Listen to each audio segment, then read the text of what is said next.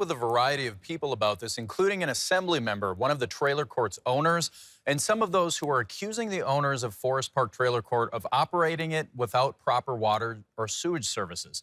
And this has become a long-running saga of ideas, accusations, and alleged problems.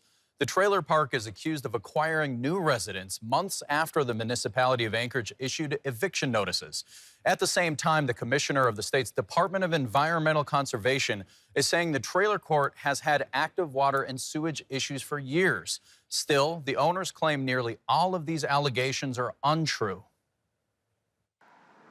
Alaska Department of Environmental Conservation Commissioner Jason Bruni says municipal eviction notices issued to the Forest Park Trailer Court in Chugiak last fall were extended through April of this year because of the impending winter. But the trailer park's water and sewage systems have long been under scrutiny. In the 5 years that I've been here as commissioner, this is the most egregious violation of rules that I have dealt with. Obviously, we have a history of working with bad actors, but I've never seen, from the folks I've talked to that have been at DEC for decades, they've never seen such a bad actor as the Ritz family. Valerie Ritz, who says she owns 1% of the trailer court, while her husband, Paul Ritz, owns the other 99%, says an earthquake in 2018 damaged the property's utility infrastructure. She says her attorney told her not to do an on-camera interview, although she denied nearly everything Jason Bruni said in his interview and categorized them at one point as saying a, quote, blatant lie. Bruni says he's been meeting with the Anchorage Assembly about what he says are continuing problems at the trailer court.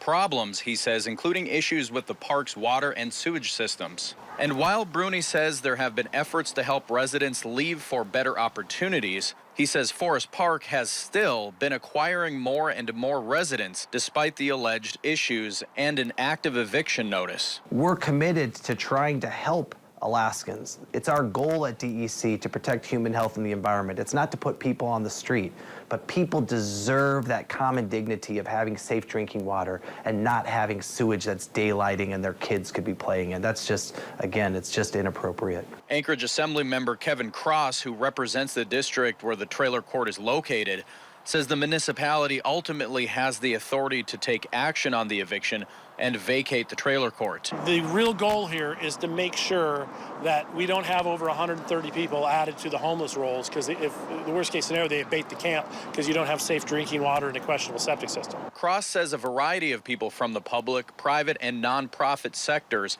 have been working for months on a solution. You know, the cost and expense was great, and the options were narrow, so we formed a task force nearly 90 days ago in order to really just get all the stakeholders in the room: NeighborWorks, the municipality, the assembly, the owners, nonprofits, and just an army of individuals to really dig in to see what the options are. One of those solutions is to transform the trailer court into a cooperative owned and operated by the very people who live there. This is where there's actually nonprofit organizations that will structure and help the residents buy the park, and they can roll in the water and sewer improvements and repairs. Valerie Ritz says she's waiting on a proposal to consider transitioning the property to a co-op. Also, late this evening, Mayor Dave Bronson's administration responded to a request for comment and says it is working with the Anchorage Assembly to try and find a path forward for all parties involved. Beth?